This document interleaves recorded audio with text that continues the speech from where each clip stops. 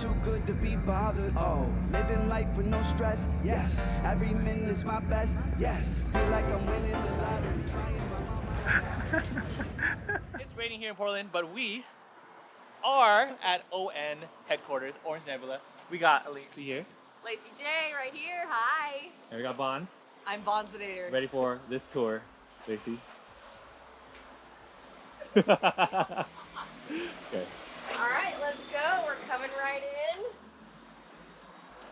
Right as you come inside, you can see we've got a good look at kind of our conference room. The conference room is where we do any actual meetings, where we hash out any game development that we're working on.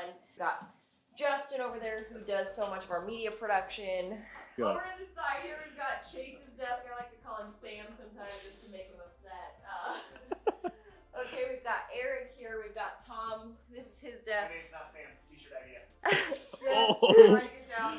Krista's always in the corner over here, unless she's hiding. Hi. Over here in one of the supply closets. This is all of the ONEB side. The other side of the office here is actually our design studio. So we have a whole nother arm of the business, a separate thing that does branding work and graphic design work for other businesses as well. So those desks are right here. You're coming down this hallway, that's when you gotta go potty. Okay, so right in here. Oh, we gotta go. Oh, we gotta go inside now. We gotta go inside. This is where I get ready for podcasts and videos. Right here. I'll often do my makeup with the door open, which is kind of fun, so people walking by. Ooh, makeup tips. Yes. There's ultimately one question that we have to ask Orange Nebula. Lacey, what is the thing you're most excited for Spiritfire? The actual game itself, what I'm the most excited for is just the depth of it, okay? So many games that you play, it's about what you do and the choices you make, but in Spiritfire, we've somehow found a way to actually make it even deeper, where it's not just about what you do, it's about why you do it and how you do it. The mechanics that have come into play to bring the level of depth in reflecting on how you make decisions in the game also has an impact on reflecting on how you make decisions in life. And like, that's the kind of depth that brings me to any sort of project. And I'm just so excited to get that across to a customer base who wants that same level of depth when it comes to their recreation and their life. How is this ultimately a campaign game? How is it different from other campaign games? That's a good question. One of the things that I think is the most unique about this game is that even though it's campaign style, it's made to be a solo game, but you can play it with other people. The phrase that we're using a lot is jump in, jump out multiplayer. So for instance, I could be playing on my own for 10 hours and someone could have just purchased the game and come over with me, and they can bring their character box and play in my realm with me with no issues. When they leave, I can keep playing on my own in my realm. They can go play in their own realm on their own. Jump in, jump out. It's really unique and a really fun way to not only explore something on your own, but also have the opportunity for socialization and the intricacies that can happen when you're playing next to someone as well. That's bad. Am I allowed to say badass? That's badass because It is, isn't it? yeah, because the thing is, with campaign games in general, I can't even get them played half the time because either I'm starting a solo, and then if I have a group come over, then we have to like either restart that specific chapter or start from like the very beginning because my characters like progress to like a certain point. And that's why I don't get campaign games played like as often as I would love to. Exactly. So you can have the opportunity to explore on your own, but then if you do have the ability to get a game group together, you can do it side by side as well. Mark, we have an event, the Wormhole, coming out very, very soon. On what date? On the 24th, Tuesday the 24th, Tuesday 24th, 8 a.m. 8 a.m. Pacific time. And can people sign up for it? They can, absolutely. Okay, I will put it right here. So you have the exact link to sign up for the Wormhole event, which you do not want to miss, because I got to ask you some questions about Spiritfire. Fire away. So I was talking to Lacey earlier. She was telling me about the game.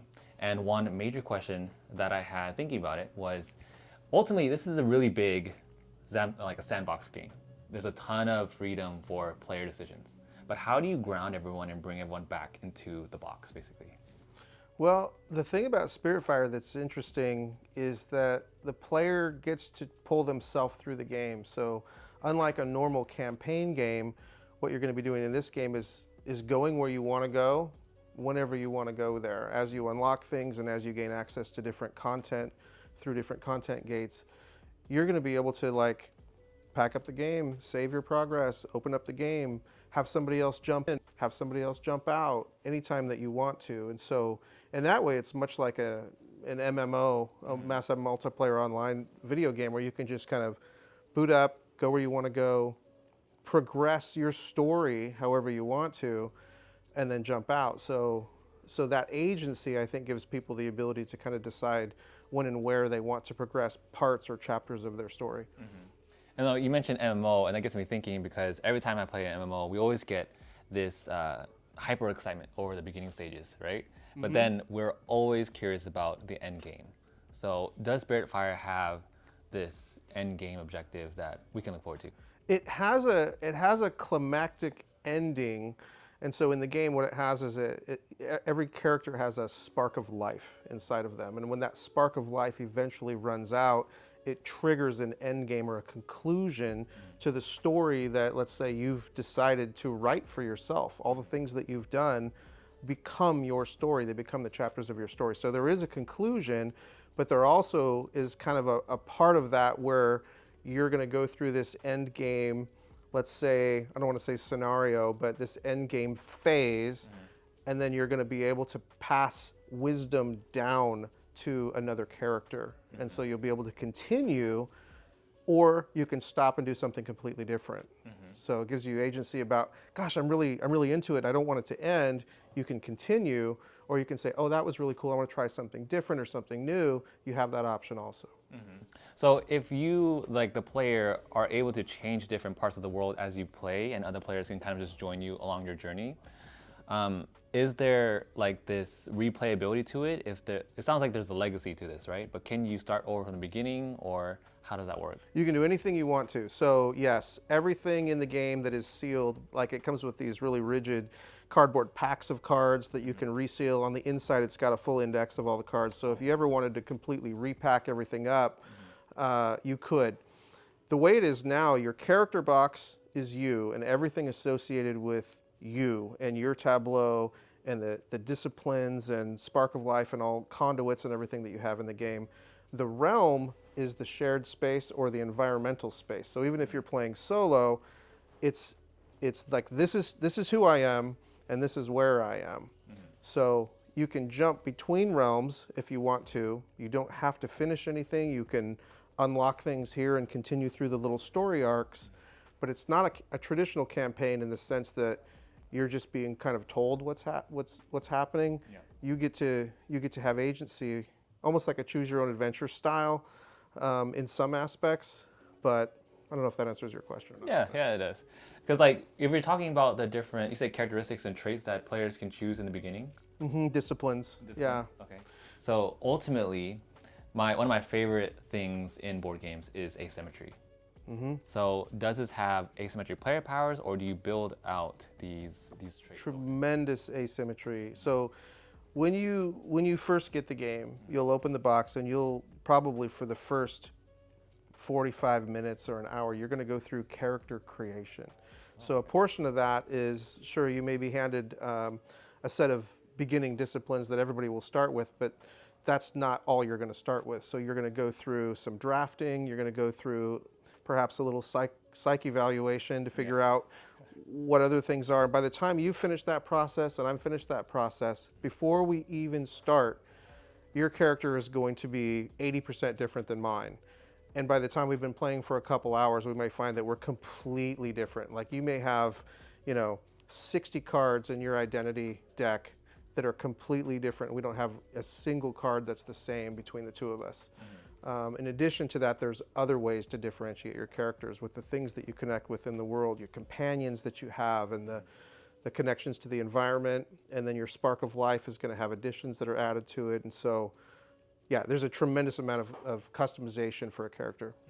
Now, from a surface level standpoint, you say companions. Do you mean like pets? Do we get to have pets in the game? They're similar to pets. Yeah. So in Spiritfire, there's no combat at all. What you have is connections to the world around you. And so what you may find is you connect with a glowing twig, and that glowing twig, you know, surges with spirit fire, which is kind of like the magical energy in the game. It has different aspects. You may also encounter different companions and creatures in the world.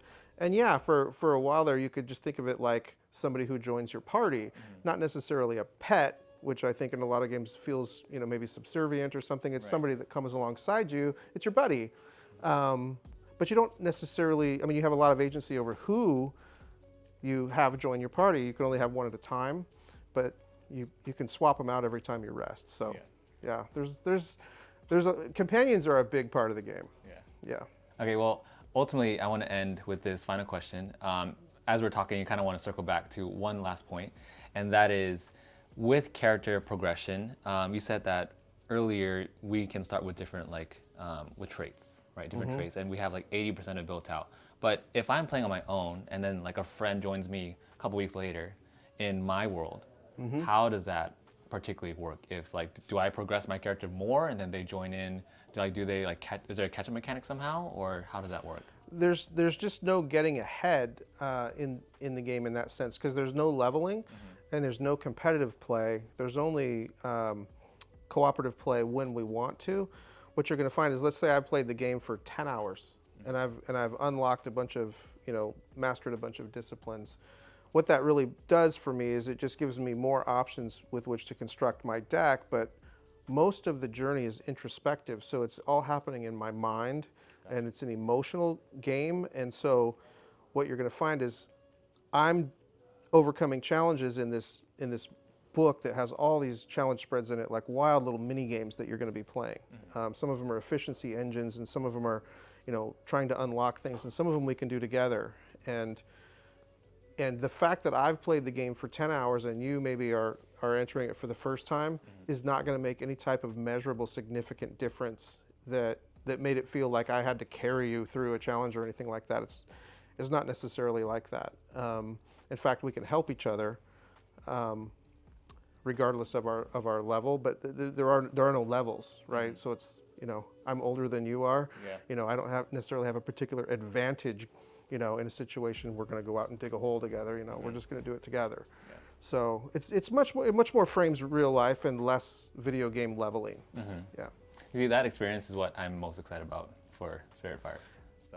It's something we worked on a lot, and I hope people really enjoy it. Yeah. So with that said, thank you all for joining us in this Q&A about Spiritfire. We will see you all in the wormhole on Tuesday. Tuesday 24th. Thanks, Mark. If you made it to the end of this video, in the comment section, I want you to type frostrals, okay? That's like frosting and nostrils into one word, frostrolls, okay? See you later. We should hop in the camera. It's raining here in Portland, but it's raining here. What? Let us jump in. Oh, sorry. I thought we were all being together. Okay.